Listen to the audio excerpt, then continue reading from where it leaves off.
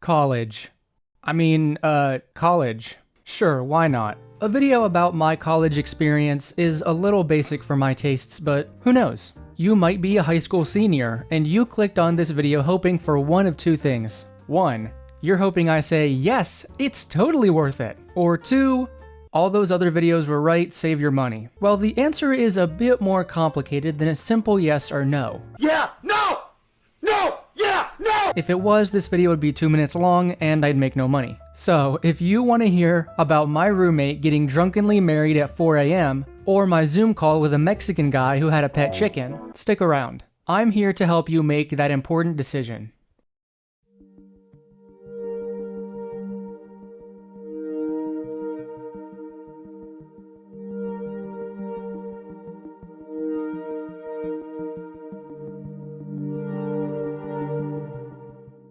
When I was accepted into my first university in Ohio, I was excited. A fresh start. I was kind of the quiet kid in high school, and this was my opportunity to make some cool friends. On my first day, my family all piled into the car, and we left for Cincinnati. As we passed the iconic "Hell is Real" sign, a wave of anxiety washed over my body.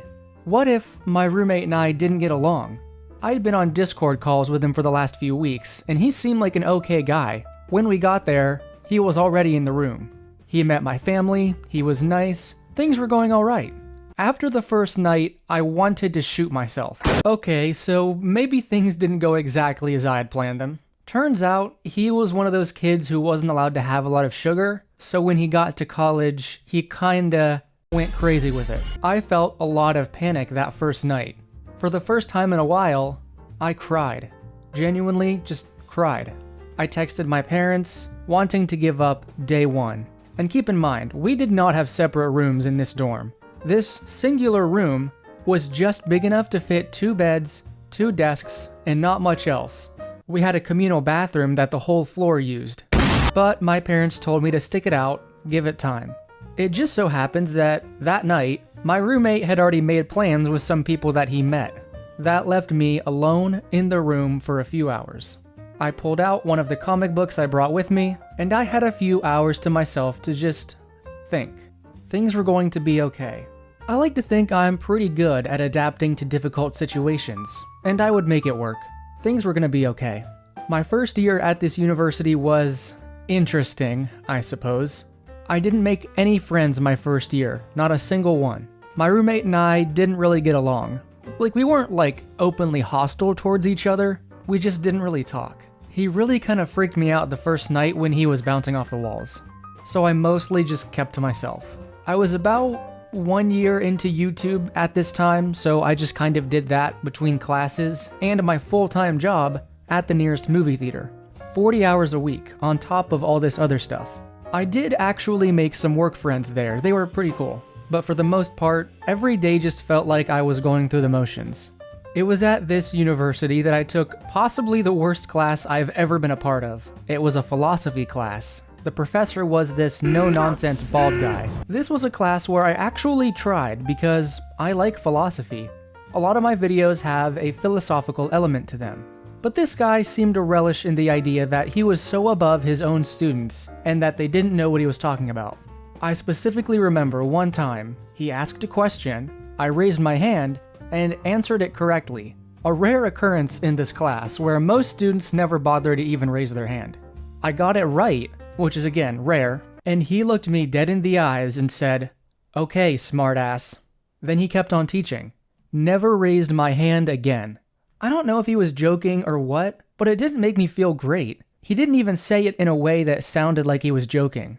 Imagine having that happen to you, and then having to work an 8-hour shift afterwards, on top of the homework for that class.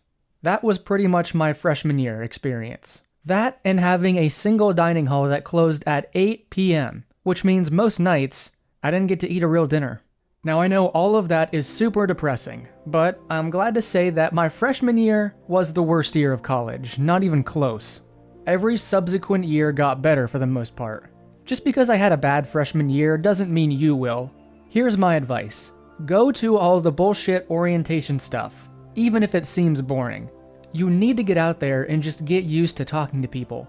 I mean, my orientation was such bullshit. They had like a magician. It's just really cringe. But I should have gone because I needed to talk to people. We also had like a assembly about sex. I went to that one. You were required. Ugh, that was rough. The point is, don't worry about making friends at these events. You just need to start college by interacting with as many people as possible. Also, you need to set a budget. You've probably just taken on a lot of debt and you need to limit your spending money. Having a job helps, of course, but don't get a full-time job. That was one of my biggest mistakes my first year. It's way too much stress. Plus, between that and classes and homework, you have no time to make friends. Friends are the priority here. Not that it's impossible to survive college without friends, but it does make it a lot easier. For my second year, I decided to transfer out of that college and into a different one. It was extremely close to the first one, literally the next exit on the interstate. It was a bit of a bigger campus, and they had more options for clubs, places to eat, and places to work. And lots of bars. I am not drunk.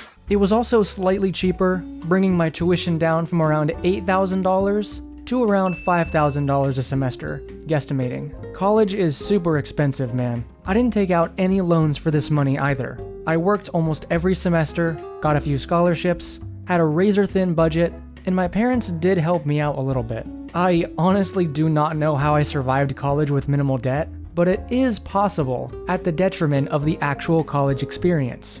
My second year was much better.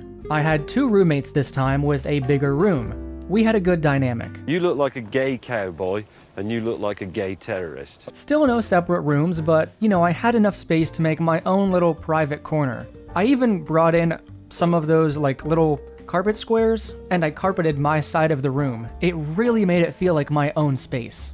These guys were much better than my last roommate, who, by the way, I ended things with after the first semester at that first college. I won't say exactly what happened because I still see him online sometimes, but we were 2 single guys in a 1-room dorm. I may have walked in on some things, but whatever, it happens. I had 2 roommates my second year, and they were pretty chill for the most part. Now at the beginning of this video, I mentioned that one of my roommates got drunkenly married at 4 a.m. And this is actually true. Spring break, we all went home for a few weeks, and he came back married to his boyfriend. His boyfriend was Mexican. I'm sorry, but just imagine waking up and remembering your... And trust me, that is relevant, because they wanted to go to Mexico for the honeymoon. And if you know anything about Mexico, a gay couple traveling in that country is... You just really have to be careful. We were really worried about that. I don't know if they ever went. It's also worth mentioning that this roommate was stupid rich. He didn't really have any concept of money at all. But he never rubbed that in our faces, outside of the fact that he never ate at the dining hall with us. He always just ordered pizza to the room for himself, every night. But other than that, he was chill. The best thing he ever did was get wasted one night, which was a nightly occurrence really, but he found his way back to the room, and he deep cleaned our bathroom while he was drunk. We always joked that we should get him drunk every time the bathroom needed cleaning.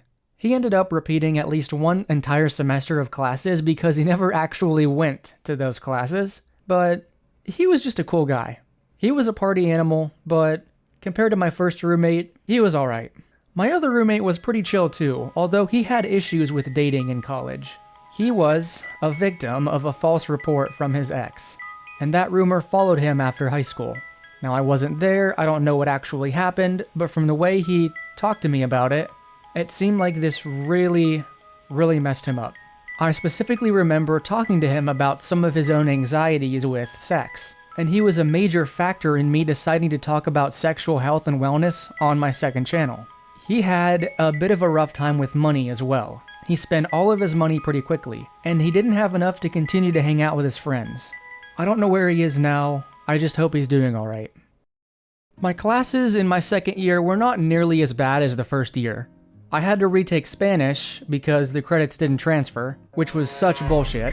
That may have been the most anger I've ever felt. So, at the first college, we had to do these things called talk-abroads, and also boomerangs, same thing, where you had to Zoom call someone from another country and speak in perfect Spanish for 30 minutes. If you accidentally switch to English, even to say como se dice blah blah blah in español, even if you did that, you failed the assignment. This was by far the most stressful thing I ever had to experience in college. And my advice is, find a freaking Spanish class or foreign language class that you do not have to do a talk abroad or a boomerang. If you see one in the syllabus, run away. Unless it's the only one, in which case, I keep you in my prayers. I remember taking a class on, like, global warming, which was pretty fun. We learned about the ice caps and how much, things were changing and how fast and these kind of complex equations. But it was a very casual class and I really enjoyed it. I had that one. I had another Spanish class that was a little more low-key. This is at the second university. No talk abroads this time. We did have to speak in Spanish twice a semester, but it was only for like 8 minutes. And it was with a partner who was also in the class. That wasn't so bad. I also took one of those slightly pretentious film classes where you analyzed an Alfred Hitchcock film like every week. That one was alright, just a lot of work. I actually met one of my few friends in that class. We weren't like a hangout every day type situation, but we occasionally saw each other on campus and we said hi to each other all the time. Junior and senior year, super blurry in my mind. I don't remember anything, which is weird since they're the most recent years. Junior year was the year that I worked at the on-campus Starbucks, which was by far the best customer service job you could have, especially if you work at one that doesn't have a drive-thru. An on-campus Starbucks mostly serves young adults who have all worked a customer service job at one time or another. So if you mess up a drink, very rarely will they get mad. There's not many Karens because they all kinda understand how much it can suck. I made some great friends at that job. A lot of girls that I was actually like good friends with. Yeah, I know, crazy, but it is possible to do when everyone's poor and just trying to make it to the next semester. It was in these 2 years where I had my favorite professor, Mike. He taught some animation classes that I took. These classes were actually pretty difficult. Animation is a hell of a thing, but he was very enthusiastic about it, and he was lenient when it came to grading. Not like super lenient about it, but as long as you tried, you weren't going to fail his class. He was actually one of the lead animators for Jimmy Neutron. I don't feel so good. He always carried this framed picture of Planet Sheen with him, and he basically treated it like a punching bag because he hated working on that show. He was a really fun guy, and I definitely miss seeing him every other day. I also took my favorite class around this time. I don't remember the exact name of the class. It was like brand ideation or something. This was an extremely laid-back course where you worked on your own personal brand. And of course, I worked on my YouTube channel, which I basically did for the entire class period, and I even got to present it at the end of the semester. The professor was the definition of just a chill guy. For one of our major projects, he basically left it completely open. Turn in whatever you want. As long as it illustrates these principles of branding, your final could be whatever you wanted. And guess what? People in that class actually showed up and consistently gave a shit. When you allow students to shape the class into whatever is going to help them most, people actually make an effort to present something great. I think all college courses should be structured like this. Let the student take control of what they're being taught. Let them apply the lessons in class. The thing about Cincinnati, though, is that it's not the safest place on earth. It's actually been in the news recently for its rampant crime. There are just certain parts of the city that you don't go to, which is a shame because it's a beautiful city that I never really got to experience because it's so dangerous. Lots of nice public parks, farmers markets, and museums, all in the downtown area, which you cannot go to. The Hall of Justice in the new Superman movie is actually the Cincinnati Art Museum, which I've been to. It's a beautiful place. It just sucks that ever since COVID, the crime has been through the roof. Apparently, the police force there aren't really allowed to do anything because of a fear of deteriorating race relations, which I can understand, but they're gonna have to figure something out quick, because right now, it's becoming a dangerous city to live in. A lot of gang activity, I guess. Speaking of the political stuff that's been happening, going to college as a pasty white boy is a surreal experience. I won't spend too much time on this because nobody likes to talk politics, but there are lots of clubs and organizations at every college, not just the one that I went to, that specifically exclude my identity. No joke. Like, there'll be a math club, but only for women, or an environmentalist club, but only for black students. I totally get the point of having clubs for specific groups, because those groups oftentimes need support for just that group, but I think doing it this way just creates more division in a place that's designed to be inclusive. I remember talking to this one guy at orientation. He was black. He specifically told me that, as a freshman, he had been endlessly contacted by the university about doing commercials. Now, there weren't a lot of black students at this institution. It was very historically white. So they found the one black guy and harassed him about doing PR. Ever since I left college, I've settled into the camp that diversity is important, but the way it's executed in most places just creates more division. But that's a topic for another time. Cincinnati is also very special for one specific reason: the bars. If you're going to Cincinnati this fall, you should know that if you want to have a social life, you basically have to live at the bar, because there's just not much else to do there. I think they even have half-price beer on freshman orientation day, which is just wild, considering that most freshmen are not 21. I only went to one of these bars one time. It was loud and expensive. I don't mind going to a smaller local bar, but the city ones are just not for me. So, that was my college experience. I threw a lot at you, and you've probably got a lot to think about. Overall, if I could do it again, I probably would have skipped college. What I would have done is gone to community college for the first 2 years, then finished my upperclassmen years at a university. Maybe I would have gone for something more fun, like a culinary degree or something. Digital media wasn't a terrible major by any means, but I hate the industry, and everything I learned on my own. All in all, I ended up spending most of my time in front of the computer, in my room, because I couldn't afford to spend any money anywhere else. But whatever. The reason I would transfer to a traditional 4-year university just to finish my junior and senior years is because nobody takes you seriously until you're a junior anyway. You can't get internships, and they make you take all these BS classes like Spanish and philosophy and English. Motherfucker, I speak English. I get the reasoning behind, like, wanting you to be a well-rounded student, but they make you take so many GE classes that it's just ridiculous. 2 years of taking things like English, and I'm paying this much money to do it? They only make you do that because they want more money. No. Take those classes for next to nothing at a community college, then transfer those credits to a university. Or even better, skip that whole process entirely and go into a trade. Those are coming back because, spoilers, there are just no white-collar jobs. There's nothing good, just being honest here. If you're watching this video and you've already committed to going to a college, don't sweat it. Just make the most of your first year. Then consider whether or not you think you'd be able to find a job in whatever major you're in. If the answer is no, you might be better off going into a trade and becoming an electrician. One of the greatest shortcomings of our parents' generation is convincing us that if we became a plumber or an electrician, we were somehow a failure.